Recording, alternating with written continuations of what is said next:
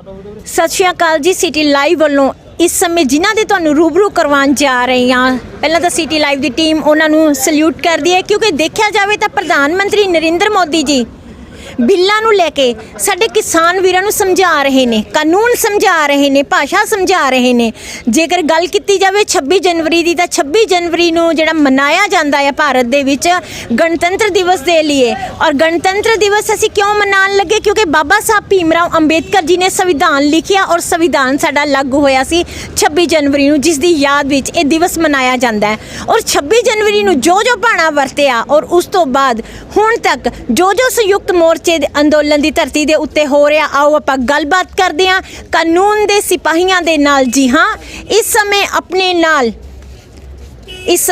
नाल अपने काले कोट दे विच हाज़री भरन लिए पहुंचे हुए ने संयुक्त मोर्चे की धरती ते।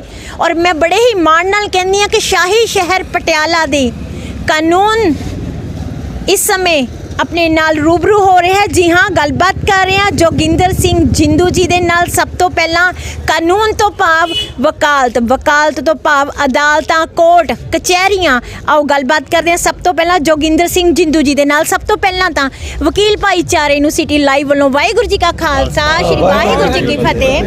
तो जिंदू जी असीं सब तो पहला तुहाडे नाल गलबात करना चाहांगे। तो गल आंदी है 26 जनवरी नूं तुहाडे नाल इस मुद्दे ते गल करदे, क्योंकि कानूनी भाषा विच तुसीं ज़्यादा ब्रीफली समझा सकते हो।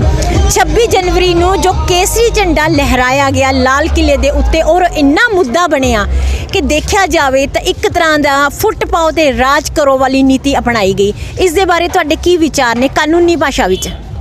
ਇਹਦੇ ਬਾਰੇ ਹੈ ਜਿਹੜਾ ਵਰਚੁਅਲੀ ਅਸਲ 'ਚ ਹੋਇਆ ਕੀ ਹੈ, ਜਦੋਂ ਆਪਾਂ ਲੈਂਦੇ ਹਾਂ ਸੰਯੁਕਤ ਮੋਰਚੇ ਦਾ ਇਸ ਤਰ੍ਹਾਂ ਦਾ ਕੋਈ ਪ੍ਰੋਗਰਾਮ ਨਹੀਂ ਸੀ ਵੀ ਉਹਨਾਂ ਨੇ ਲਾਲ ਕਿਲੇ ਤੇ ਜਾਣਾ ਜਾਂ ਉਹਨਾਂ ਨੇ ਕਿਸੇ ਹੋਰ ਉੱਤੇ। ਇਹ ਤੈਅ ਹੋ ਗਿਆ ਸੀ, ਇੱਕ ਰੂਟ ਜਿਹੜਾ ਤੈਅ ਹੋ ਗਿਆ ਸੀ। ਮੈਂ ਤੁਹਾਨੂੰ ਦੱਸਦਾ, ਅਸੀਂ 26 ਐਂਬੂਲੈਂਸਿਸ ਲੈ ਕੇ ਪਟਿਆਲੇ ਤੋਂ ਆਏ ਸੀ ਇੱਥੇ ਜੀ।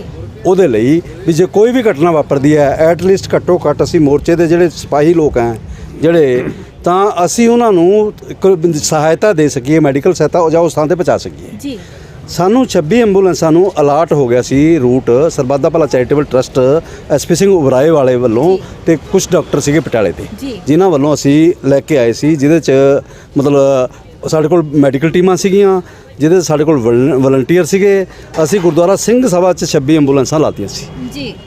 ਸਾਨੂੰ 20 ਪੁਆਇੰਟ ਉਹਨਾਂ ਨੇ ਅਲਾਟ ਕਰਤੇ ਸੀ ਵੀ ਇਹਨਾਂ ਪੁਆਇੰਟਾਂ 'ਤੇ ਤੁਹਾਡੀ ਐਂਬੂਲੈਂਸਿਸ ਖੜ੍ਹਨੀਆਂ ਨੇ ਜੀ, ਉਸ ਰੂਟ 'ਤੇ ਜਿਹੜੇ ਰੂਟ 'ਤੇ ਜਲੂਸ ਨੇ ਜਾਣਾ ਸੀ ਜੀ। ਤਾਂ ਅਸੀਂ ਉੱਥੇ 20 ਲਾ ਕੇ 6 ਅਸੀਂ ਇਕੱਠੇ ਖੜ੍ਹ ਗਏ ਸੀ ਲੈ ਕੇ, ਜਿਹਦੇ 'ਚ ਡਾਕਟਰ ਬਲਵੀਰ ਸਿੰਘ, ਡਾਕਟਰ ਅਮਰ ਸਿੰਘ ਆਜ਼ਾਦ ਤੇ ਮੈਂ ਡਾਕਟਰ ਨਹੀਂ ਪੇਸ਼ੇ ਵਜੋਂ, ਮੈਂ ਉਹਨਾਂ ਦੇ ਪ੍ਰਬੰਧਕਾਂ 'ਚੋਂ ਸੀ ਜੀ। ਉਹਨਾਂ 6 ਐਂਬੂਲੈਂਸਾਂ ਜਦੋਂ ਅਸੀਂ ਖੜ੍ਹੇ ਸੀ ਤਾਂ ਉਸ ਰੂਟ 'ਤੇ ਜਿਹੜੇ ਰੂਟ 'ਤੇ ਸਾਨੂੰ ਅਲਾਟ ਕੀਤਾ ਗਿਆ ਸੀ ਇੱਕ ਵੀ ਟਰਾਲੀ ਨਹੀਂ ਜਾਣ ਦਿੱਤੀ ਗਈ ਸਰਕਾਰ ਨੇ ਪਲਾਨ ਕਰਕੇ। ਉਹ ਸਰਕਾਰ ਦੀ ਆਪਣੀ ਪਲੈਨਿੰਗ ਸੀ, ਜੋ ਸੰਯੁਕਤ ਮੋਰਚੇ ਦੀ ਪਲੈਨਿੰਗ ਨਹੀਂ ਸੀ।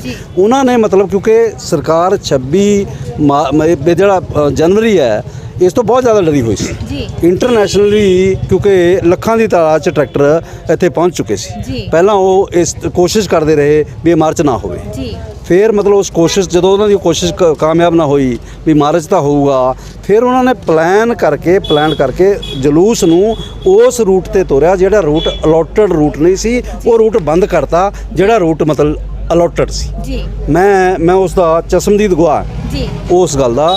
ਜਦੋਂ ਅਸੀਂ ਇੱਕ ਥਾਂ 'ਤੇ ਖੜ੍ਹੇ ਸੀ 6 ਐਂਬੂਲੈਂਸਿਸ ਲੈ ਕੇ, ਸਾਹਮਣੇ ਮਤਲਬ ਬੈਰੀਕੇਡ ਲੱਗਿਆ ਹੋਇਆ ਸੀ ਉਸ ਤੋਂ ਥੋੜ੍ਹੀ ਦੂਰ, ਜਿਹੜਾ ਰੂਟ ਨਹੀਂ ਸੀ ਉੱਥੇ ਬੈਰੀਕੇਡ ਦੇ ਅੰਦਰ ਉੱਥੇ ਝੜਪਾਂ ਹੋ ਰਹੀਆਂ ਸੀ ਜੀ। ਮਤਲਬ ਕਿਸਾਨਾਂ ਮੋਰਚੇ ਦੇ ਉਹਨਾਂ ਦੀਆਂ ਤੇ ਟਰਾਲੀਆਂ ਵਾਲੇ ਜਿਹੜੇ ਲੋਕ ਆਏ ਸੀ ਲੈ ਕੇ ਜਲੂਸ ਦੀ, ਤੇ ਦੂਜੇ ਪਾਸੇ ਪੁਲਿਸ ਦੀਆਂ ਜੀ। ਅਸੀਂ ਉਸ ਆਪਣੀਆਂ ਐਂਬੂਲੈਂਸਾਂ ਛੱਡ ਕੇ 3-4 ਬੰਦੇ ਉਸ ਥਾਂ 'ਤੇ ਚਲੇ ਗਏ ਸੀ ਜੀ। ਤੇ ਉੱਥੋਂ ਕੁਝ ਬੰਦੇ, ਕੁਝ ਨਿਹੰਗ ਸਿੰਘ ਸੀਗੇ, ਕੁਝ ਮੁੰਡੇ ਸੀਗੇ, ਟੱਪ ਕੇ ਆ ਗਏ ਸੀ ਜੀ। ਉਹਨਾਂ ਨੇ ਜਦੋਂ ਟੱਪ ਕੇ ਆ ਗਏ ਅਗਲੇ ਪਾਸੇ ਜਿਹੜਾ ਰੂਟ 'ਤੇ ਮਤਲਬ ਅਲੋਟਡ ਸੀ ਤਾਂ ਉਸ 'ਤੇ ਚੜ੍ਹ ਸਕਦੇ ਸੀ ਉਹ, ਪੁਲਿਸ ਨੇ ਅੱਗੇ ਆ ਕੇ ਉਹ ਰੂਟ ਬੰਦ ਕਰਤਾ। ਫਿਰ ਅਥਰੂ ਗੈਸ ਚੱਲਣੀ ਸ਼ੁਰੂ ਕਰਤੀ। ਉਹ ਸਾਰਾ ਗਵਰਨਮੈਂਟ ਦੀ ਪਲੈਨਿੰਗ ਨਾਲ ਹੋਇਆ, ਪਲੈਨਿੰਗ ਨਾਲ, ਕਿਉਂਕਿ ਉਹਨੂੰ ਬਦਨਾਮ ਕਰਨਾ ਚਾਹੁੰਦੇ ਸੀ, ਮੋਰਚੇ ਨੂੰ ਬਦਨਾਮ ਕਰਕੇ ਮਤਲਬ ਜਿਹੜਾ ਹੈ ਸਾਰੀ ਜਿਹੜੀ ਹਵਾ ਹੈ ਸਾਰੀ ਟੋਟਲ ਹਵਾ, ਉਸ ਨੂੰ ਦੂਜੇ ਪਾਸੇ ਲੈ ਕੇ ਜਾਣਾ ਚਾਹੁੰਦੇ ਸੀ। ਉਹ ਮੋਰਚੇ ਦਾ ਪ੍ਰੋਗਰਾਮ ਨਹੀਂ ਸੀ ਕੋਈ ਵੀ ਇਸ ਤਰ੍ਹਾਂ ਦਾ। ਉਹਨਾਂ ਨੇ ਆਪ ਪਲਾਨ ਕੀਤਾ ਸਾਰਾ ਪ੍ਰੋਗਰਾਮ ਗਵਰਨਮੈਂਟ ਨਾਲ, ਜਿਨ੍ਹਾਂ ਲੋਕਾਂ ਨੂੰ ਲਾਇਆ ਉਹਨੇ ਉਹ ਪਤਾ ਸਾਰਿਆਂ ਨੂੰ ਵੀ ਕੌਣ ਲੋਕ ਜਿਹੜੇ ਉੱਥੇ ਗਏ ਹੈ, ਕਿਹੜੇ ਲੋਕ ਸੀਗੇ। ਮੈਂ ਕਿਸੇ ਦਾ ਨਾਂ ਨਹੀਂ ਲਵਾਂਗਾ, ਨਾ ਇਹ ਉਹ ਹੈ ਵੀ ਕਿਹੜੇ ਲੋਕ ਸੀਗੇ ਜਿਨ੍ਹਾਂ ਨੂੰ ਉਹਨਾਂ ਨੇ ਉਸ ਵੇਲੇ ਉਸ ਸਾਜ਼ਿਸ਼ ਸ਼ਾਮਲ ਕਰਕੇ ਉਹਦਾ ਹਿੱਸਾ ਬਣਾਇਆ ਮੋਰਚੇ ਨੂੰ ਬਦਨਾਮ ਕਰਨ ਲਈ। 27 ਤੇ 28 ਦੀ ਜਿਹੜੀ ਉਸ ਤੋਂ ਬਾਅਦ ਦੀ ਰਾਤ ਹੈ, ਸਾਡੇ ਸਾਰਿਆਂ ਲਈ ਬੜੀ ਡਿਪਰੈਸਿੰਗ ਸੀ। ਅਸੀਂ ਉਹਨਾਂ ਰਾਤਾਂ ਨੂੰ ਸੁੱਤੇ ਨਹੀਂ ਜਿਹੜੇ ਇਸ ਮੋਰਚੇ ਨਾਲ ਜੁੜੇ ਹੋਏ ਉਹ ਸਾਰੇ ਲੋਕ, ਜਾਂ ਜਿਹੜੇ ਇਹਦੇ ਨਾਲ ਹਮਦਰਦੀ ਰੱਖਦੇ ਆ ਸਾਰੇ ਲੋਕ। ਮਤਲਬ 28 ਦੀ ਰਾਤ ਨੂੰ ਇੱਕ ਫੈਸਲਾਕੁਨ ਰਾਤ ਸੀ, ਜਿਹੜੀ ਟਕੈਤ ਵਾਲੀ ਜਿਹੜੀ ਘਟਨਾ, ਟਕੈਤ ਵਾਲੀ ਘਟਨਾ ਨੇ ਉਸ ਨੂੰ ਯੂ ਟਰਨ ਦਿੱਤੀ ਹੈ। ਅਦਰਵਾਈਜ਼ ਉਹ ਯੂ ਟਰਨ ਪੁੱਠੀ ਵੀ ਜਾ ਸਕਦੀ ਸੀ, ਕਿਉਂਕਿ ਉਹਨਾਂ ਨੇ ਉਸ ਤੋਂ ਬਾਅਦ ਪਲਾਨ ਕਰਕੇ ਮੋਰਚੇ ਨੂੰ ਕੁੱਟਣ ਦੀਆਂ ਤਿਆਰੀਆਂ ਕਰ ਲਈਆਂ ਸੀ। ਪਹਿਲਾਂ ਉਹਨਾਂ ਨੇ ਗਾਜ਼ੀਪੁਰ ਇਹ 'ਤੇ ਹਮਲਾ ਕੀਤਾ, ਸ਼ਾਹਜਹਾਂਪੁਰ 'ਤੇ, ਕਿਉਂਕਿ ਜਿੱਥੇ ਵੀਕ ਪੁਆਇੰਟ ਸੀਗੇ। ਫਿਰ ਉਹਨਾਂ ਨੇ ਉਸ ਤੋਂ ਅੱਗੇ ਉਹਦੇ 'ਤੇ ਕੀਤਾ ਅਟੈਕ ਸ਼ਾਹਜਹਾਂਪੁਰ 'ਤੇ, ਸਾਂਝਾ ਬਾਰਡਰ ਜਿਹਨੂੰ ਕਹਿੰਦੇ ਆ। ਫਿਰ ਤੀਜਾ, ਕਿਉਂਕਿ ਦੋ ਬਾਰਡਰਾਂ 'ਤੇ ਰੈਜ਼ਿਸਟੈਂਸ ਬਹੁਤ ਜ਼ਿਆਦਾ ਹੋਣੀ ਸੀ, ਜੇ ਉਹ ਫੋਰਸ ਲਾ ਕੇ ਇੱਥੇ ਕਰਦੇ ਸਿੰਘੂ ਬਾਰਡਰ ਤੇ ਜਿਹੜਾ ਟਿੱਕਰੀ ਬਾਰਡਰ ਹੈ, ਇੱਥੇ ਮਤਲਬ ਲੜਾਈ ਜਾਨ ਭੂਲਮੀ ਹੋਣੀ ਸੀ। ਪਤਾ ਸੀ ਉਹਨਾਂ ਨੂੰ, ਇਸ ਗੱਲ ਦਾ ਗਿਆਨ ਸੀ ਉਹਨਾਂ ਨੂੰ। ਗਾਜ਼ੀ ਫਿਰ ਤੀਜਾ ਟਾਰਗੇਟ ਸੌਫਟ ਟਾਰਗੇਟ ਲੱਗਿਆ। ਤੀਜਾ ਉਹਨਾਂ ਨੇ ਗਾਜ਼ੀਪੁਰ ਤੇ ਕੀਤਾ। ਗਾਜ਼ੀਪੁਰ ਦਾ ਮੋਰਚਾ ਲਗਭਗ ਉਹਨਾਂ ਨੇ ਪੱਟ ਦਿੱਤਾ ਸੀ ਉਸ ਵੇਲੇ, ਠੀਕ ਹੈ। ਤੇ ਸਿਰਫ 200 ਬੰਦਾ ਉਸ ਵੇਲੇ ਸਟੇਜ ਤੇ ਰਹਿ ਗਿਆ ਸੀ ਟਕੈਤ ਦੇ ਨਾਲ। ਉਹ ਕੁਦਰਤੀ ਟਕੈਤ ਦੀ ਘਟਨਾ ਜਿਹੜੀ ਹੈ ਇਸ ਤਰ੍ਹਾਂ ਦੀ ਹੋਈ ਵੀ ਟਕੈਤ ਨੇ ਉਸ ਨੂੰ ਜਿਹੜਾ ਟਕੈਤ ਦਾ ਭਾਵਕ ਹੋਣਾ, ਟਕੈਤ ਦਾ ਉਹਨਾਂ ਨੂੰ ਚੈਲੰਜ ਕਰ ਦੇਣਾ, ਉਹ ਮਤਲਬ ਭਾਵਕ ਹੋਣ ਕਰਕੇ ਲੋਕ ਉੱਥੇ ਇਮੀਡੀਏਟਲੀ ਤੁਰ ਪਏ। ਤੇ ਅਸੀਂ ਉਸ ਤੋਂ ਬਾਅਦ ਉਹ ਸਟੇਜ ਤੇ ਜਾ ਕੇ ਆਏ ਹਾਂ, ਉਹਨਾਂ ਨਾਲ ਗੱਲਾਂ ਬਾਤਾਂ ਕਰਕੇ ਆਏ ਹਾਂ ਵੀ ਉਹ 1500 ਬੰਦਾ, ਕਿਉਂਕਿ ਜਿਹੜੇ ਦੂਰੋਂ ਸੀ ਜਦੋਂ ਟਕੈਤ ਦਾ ਗਿਆ ਉਹ ਤਾਂ ਮਤਲਬ ਆਉਣ 'ਚ ਟਾਈਮ ਲੱਗਣਾ ਸੀ, ਤਿਆਰ ਹੋ ਕੇ ਤਾਂ ਜਦੇ ਤੁਰ ਪਏ ਜਿੱਥੇ ਪਹੁੰਚੀ ਉਹ ਟਕੈਤ ਦੀ ਅਪੀਲ। ਤਾਂ ਉੱਥੋਂ ਟਕੈਤ ਸਾਹਿਬ ਦੀ ਅਪੀਲ ਤੋਂ ਬਾਅਦ ਕੁਦਰਤੀ ਤੌਰ 'ਤੇ ਜਿਹੜੇ ਨੇੜੇ ਤੇੜੇ ਦੇ ਪਿੰਡ ਸੀਗੇ, ਨੇੜੇ ਤੇੜੇ ਦੇ ਪਿੰਡ ਭੱਜ ਕੇ ਪੌਣੇ ਘੰਟੇ ਦੇ ਅੰਦਰ ਉੱਥੇ ਭੇਜ ਕੇ ਤਾਂ ਸਥਿਤੀ ਬਦਲੀ ਹੈ। ਉਸ ਸਥਿਤੀ ਨੇ 28 ਨੇ ਜਿਹੜਾ 26 ਨੂੰ ਡੈਮੇਜ ਕੀਤਾ ਸੀ ਉਹ ਖਤਮ ਕਰਤਾ ਸੀ, ਤੇ ਮੋਰਚਾ ਫਿਰ ਆਪਣੇ ਪੈਰਾਂ ਤੇ ਖੜਾ ਹੋ ਗਿਆ ਸੀ। ਬਿਲਕੁਲ ਮੋਰਚਾ ਫੇਰ ਚੜ੍ਹਦੀਆਂ ਕਲਾਂ ਤੇ ਹੋ ਗਿਆ। ਤੇ ਜੇਕਰ ਵਕੀਲ ਸਰ ਆਪਾਂ ਗੱਲ ਕਰੀਏ, ਜੇਕਰ ਕੋਈ ਆਮ ਨਾਗਰਿਕ ਕੋਈ ਗਲਤੀ ਕਰਦਾ ਆ, ਜਾਂ ਆਪਾਂ ਕਹੀਏ ਕੋਈ ਮਾਸਟਰ ਪਲਾਨ ਬਣਾ ਕੇ ਕੋਈ ਵੱਡੀ ਸਾਜ਼ਿਸ਼ ਨੂੰ ਸਿਰੇ ਚੜਾਉਂਦਾ ਹੈ, ਤਾਂ ਉਹਦੇ ਲਈ ਕਾਨੂੰਨ ਦੇ ਵਿੱਚ ਕੋਈ ਨਾ ਕੋਈ ਤਾਂ ਤੋੜ-ਮੇੜ ਕਰਕੇ, ਜੇਕਰ ਸਿਆਸਤਦਾਨਾਂ ਦੀ ਵੀ ਗੱਲ ਕਰੀਏ ਨਾ, ਉਹਦੇ ਲਈ ਇੱਕ ਸਜ਼ਾ, ਇੱਕ ਪਨਿਸ਼ਮੈਂਟ ਦੱਸ ਦਿੱਤੀ ਜਾਂਦੀ ਹੈ। ਪਰ ਜੇਕਰ ਕਿਸੇ ਵੀ ਆਪਾਂ ਜੇਕਰ ਗੱਲ ਕਰੀਏ ਸਟੇਟ ਦੀ, ਹੈ ਨਾ, ਔਰ ਆਪਾਂ ਗੱਲ ਕਰ ਰਹੇ ਹਾਂ ਆਪਣੇ ਦੇਸ਼ ਦੀ, ਕਿਸੇ ਵੀ ਦੇਸ਼ ਦੀ ਵਾਗਡੋਰ ਸਾਂਭਣ ਵਾਲਾ ਮਾਲਕ ਹੀ, ਪ੍ਰਧਾਨ ਮੰਤਰੀ ਹੀ, ਜਿਨ੍ਹਾਂ ਦੇ ਆਪਣੀ ਜਨਤਾ ਦਾ ਧਿਆਨ ਰੱਖਣਾ ਆ, ਜੇਕਰ ਉਹਨਾਂ ਦੇ ਮਾਸਟਰ ਪਲਾਨ ਦੇ ਨਾਲ ਜਨਤਾ ਦਾ ਨੁਕਸਾਨ ਹੁੰਦਾ ਹੈ, ਤਾਂ ਕੀ ਕਾਨੂੰਨ ਦੀਆਂ ਕਿਤਾਬਾਂ ਦੇ ਵਿੱਚ ਕੁਝ ਨਹੀਂ ਹੈ? ਇਹਦੇ 'ਚ ਇੱਕ ਬੇਸਿਕ ਸਵਾਲ ਹੈ, ਤੁਸੀਂ ਬਹੁਤ ਵਧੀਆ ਕੁਐਸਚਨ ਕੀਤਾ।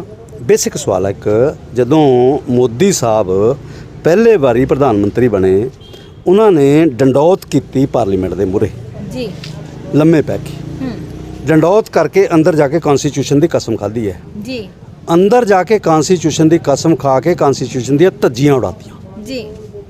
ਮਤਲਬ ਕਦੇ ਵੀ ਇਸ ਤਰ੍ਹਾਂ ਨਹੀਂ ਹੋਇਆ ਹੈ ਕਿ ਹਿੰਦੁਸਤਾਨ ਦੇ ਸੰਵਿਧਾਨ ਦੀਆਂ ਇਸ ਤਰ੍ਹਾਂ ਧੱਜੀਆਂ ਪਾਰਲੀਮੈਂਟ ਉਡਾ ਰਹੀ ਹੋਵੇ, ਰਾਸ਼ਟਰਪਤੀ ਉਡਾ ਰਿਹਾ ਹੋਵੇ। ਇੱਕ ਬੇਸਿਕ ਸਵਾਲ ਹੈ ਇਹਦੇ ਅੰਦਰ, ਬੇਸਿਕ ਸਵਾਲ ਇਹ ਹੈ ਵੀ ਕੀ ਮੇਰਾ ਮਤਲਬ ਉਹਦੇ ਖੇਤ ਨਾਲ ਕੋਈ ਤਾਲੁਕ ਨਹੀਂ ਹੈ, ਠੀਕ ਹੈ, ਮੈਂ ਉਹਦੇ ਖੇਤ 'ਚ ਵੜ ਜਾਣਾ ਜਾ ਕੇ, ਕੀ ਕਰੂਗਾ ਅਗਲਾ? ਬਿਲਕੁਲ ਸੰਵਿਧਾਨ ਦੇ ਅੰਦਰ ਬੜੀ ਸਿੱਧੇ ਤਰੀਕੇ ਨਾਲ ਸਾਰਾ ਇਹ ਨਿਰਧਾਰਿਤ ਕੀਤਾ ਹੋਇਆ ਵੀ ਕਿਹਦਾ ਕਿਹੜਾ ਅਧਿਕਾਰ ਹੈ।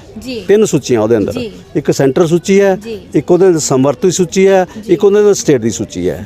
ਤਿੰਨੇ ਸੂਚੀਆਂ ਦੇ ਅੰਦਰ ਮਤਲਬ ਦੱਸਿਆ ਹੋਇਆ ਵੀ ਕਿਹਦੇ ਤੇ ਕਾਨੂੰਨ ਬਣਾ ਸਕਦਾ। ਉਹਦੇ ਅੰਦਰ ਕਿਤੇ ਵੀ ਖੇਤੀ ਨਹੀਂ ਹੈ, ਸੈਂਟਰ ਦੇ ਸੰਵਿਧਾਨ ਦੇ ਅੰਦਰ ਕਿਤੇ ਐਗਰੀਕਲਚਰ ਸ਼ਬਦ ਹੀ ਹੈ ਨਹੀਂ ਸਾਰੇ ਅੰਦਰ। ਕਿਹੜੀ ਖੇਤੀ ਹੈ? ਸਿਰਫ ਇੱਕ ਖੇਤੀ ਹੈ ਉੱਥੇ, ਅਫੀਮ ਦੀ ਖੇਤੀ। ਕੇਂਦਰ ਕਾਨੂੰਨ ਬਣਾ ਸਕਦਾ ਅਫੀਮ ਦੀ ਖੇਤੀ ਤੇ, ਅਫੀਮ ਦੀ ਖੇਤੀ ਤੋਂ ਇਲਾਵਾ ਕਿਸੇ ਵੀ ਖੇਤੀ ਤੇ ਕੇਂਦਰ ਕਾਨੂੰਨ ਨਹੀਂ ਬਣਾ ਸਕਦਾ। ਦੂਜਾ ਕਾਹਦੇ ਤੇ ਬਣਾ ਸਕਦਾ? ਉਹ ਦੂਜਾ ਬਣਾ ਸਕਦਾ ਹੈ, ਸਾਡੇ ਸਮੁੰਦਰ 'ਚ ਵੀ ਖੇਤੀ ਹੁੰਦੀ ਹੈ, ਸਮੁੰਦਰ 'ਚ ਜਿਹੜੀ ਖੇਤੀ ਹੈ ਇਹ ਅਧਿਕਾਰ ਕਿਹਦਾ ਹੈ? ਸਟੇਟ ਦਾ ਹੈ। ਸਟੇਟ ਉਹਦਾ ਅਧਿਕਾਰ ਕਿੱਥੇ ਹੈ? ਜਿਹੜਾ ਸੈਂਟਰ ਦਾ ਅਧਿਕਾਰ ਟੈਰੀਟੋਰੀਅਲ ਵਾਟਰਸ ਤੋਂ ਪਰੇ ਹੈ। ਟੈਰੀਟੋਰੀਅਲ ਵਾਟਰ ਕੀ ਹੈ?